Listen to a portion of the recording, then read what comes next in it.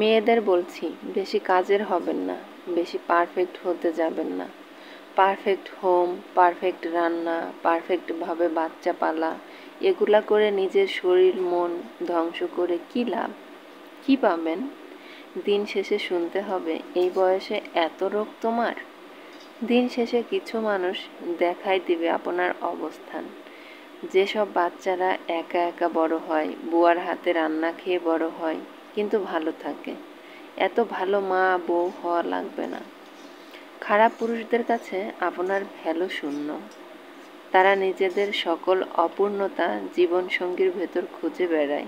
যে পুরুষ একটা ডিম ভাজি করে খেতে পারে না, এক প্লেট ভাত রান্না করতে পারে না, সে কখনো নিজের যোগ্যতা নিয়ে চিন্তা করবে না। সে চিন্তা করবে তার স্ত্রী কি পারে আর কি না পারে। তার কাছে কখনো আপনি আপনার রান্নার প্রশংসা পাবেন না। আপনার ঘাম ঝরা খাটনি, আপনার ক্লান্তিময় শরীরের ব্যথা তার চোখে কখনো পড়বে না। আপনার অসুখ বিসুখে কখনো তার মনে মায়া জন্মাবে না। আপনার উদাসীন দুপুর, নির্ঘুম রাত তার মনে বিন্দু পরিমাণ দাগ কাটবে না।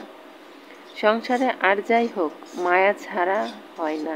তার সাথে জানেন, যা যা মানে বোন, যা মানে অনেক কাছে, কিন্তু এই যা কি করে?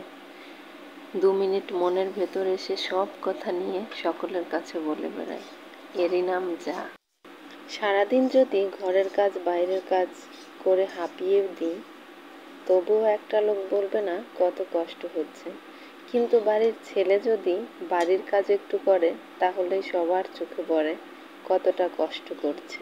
এই জীবনটা পার করার সময় এখানে দোষ গুণ বিচার বিবেচনা করা হয় না, এখানে শুধু দোষটাই বিচার করা হয়।